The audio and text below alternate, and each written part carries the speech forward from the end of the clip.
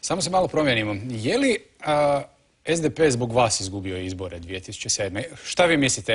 Nikad ta analiza u SDP-u nije do kraja napravljena i u odgovorima na to pitanje neki će iz SDP-a uvijeno reći to je zato jer smo imali dva jaka čovjeka pa se nije znalo ko za koga da glasuje. Što vi mislite danas? Je li vam bilo pametno što ste ovdje u emisiji istakli premijersku kandidaturu tada?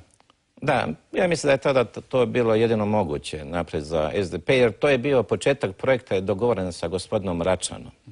Kad je Račan umro, onda je bilo jasno, da i meni je bilo jasno da taj projekat ne ide dalje. Zoran je taj dio projekta nastavio, međutim sadržaj nije išao dalje, nije išao ti. Budite malo konkretniji. Dakle, vi ste s Račanom dogovorili što? Da ste vi premijerski kandidat? Ne, to je duža priča. Mi smo se dogovarali godinu dana prije nego što se ja uopće počeo raditi. On je mene najprije zvao u stranku, onda se ja rekao nema što raditi u stranci, ako ćemo nešto raditi, možemo surađivati. On pita što, ja velim strategiju za razvoj Hrvatske. Pa veli idemo raditi. On je radio politički okvir, ja sam radio sve sadržaje, ne samo ekonomske, ali uglavnom ekonomske i ove ostale sadržaje.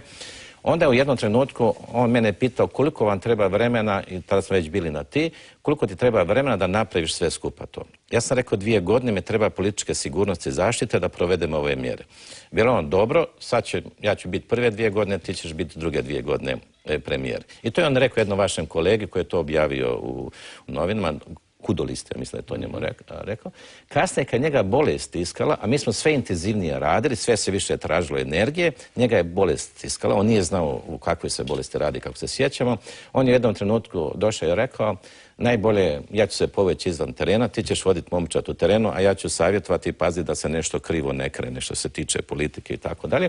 Tako da se ja tako ispao u našem razgovoru premijerski kandidat i on je sad to prenio na stranku i onda ono sve odvijalo se kasnije. Da, onda je došlo iznenađenje, dakle, što je Milanović postao predsjednik stranke. Da, ali Milanović je mene predložio i na glavnom odboru da idem. Ja sam tada, znajući dubinu naših razgovora i svi ti priprema, govorio pred tadašnjim predsjedništvom, kako se to zvalo, nemoj ići s time.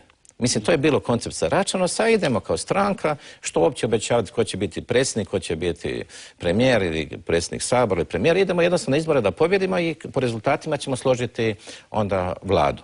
To znači da vas je Milanović u stvari izgurao kao premijerskog kandidata? Pa je, njegov je prijedlog to bio. Jel neki će reći da je to u stvari javnost napravila, da je Milanović doveden pred gotov čin? Bilo je jedan zrakoprazni prostor kad je gospodin Račan bio onemogućen zbog bolesti da funkcionira kao predsjednik, a nije izabran bio predsjednik, tada se ja bio najviše u medijima. Zapravo, zbog ekonomskog programa, zbog onih prijedloga svi mogu... Ja se sjećam da sam u onoj emisiji kad ste mi bili gost, u stvari vas na neki način izvlačio iz vas to, pa ste vi rekli da, nemam ništa protiv da budem kandidat. Ne, ovako je bilo. Ja sam trčao kao Runa, zove mene Račan i pita Ljuber se pripremaš za Stankovića.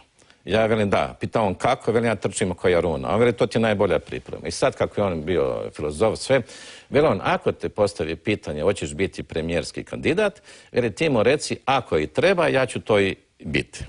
I ako ponovite vaše emisije, onda ćete vidjeti da je točno tako išlo. Vi ste naletili na to pitanje. Ja sam rekao, ako i bude to potrebno, ja sam spreman to prihvatiti. Tako je to bila čitava igra i medijska i naša unutra i priprema, ali to je bilo puno više elemenata nego što javnost vidi. Tako da je meni bilo jasno, i tako se ja izjavljivao, kad dođe do promjene na vodstvu stranke, da se mijenja situacija. I ja sam onda... Da, možete mi odgovoriti onda na pitanje zašto je SDP izgubio izbore? Kažem, vraćam se na ono staro, neki će reći Milanović, Jurčić, to nije moglo skupa. Ne, to je bilo neutralno, to je bilo neutralno. Zapravo ja mislim da u svakim izborima moraš pokazati vjeru, tako je velika stranka, da vjeruješ u ono što radiš. Mi smo to malo pokvarili u predizbornoj kampanji, malim sukobima i kod izbora predsjednika, to se prenijelo dalje. Tako da narod, unatoč tome što je vidio jednu mladu, zgodnu, energičnu osobu sad na to, ipak je došlo u posvjesno, bojim se da nije vidio tu sigurnost, da smo mi toliko homogeni koliko smo se htjeli prikazati. Plus išli smo da idemo s timom i takav čitav je koncept bio, pa tim uopće se nije nikad pojavio više nakon kretanja kampanje. Mi smo se čak i slikali, čini mi se, kao tim. Onda smo išli da idemo dualno predsjednik i premijer, pa je to nestalo i to je zbunilo po meni, ne po meni, ja danas razgovaram sa filozofima, sociolozima, analitičarima, da je tu pokazala se ta nevjerodostojnost kako se ide.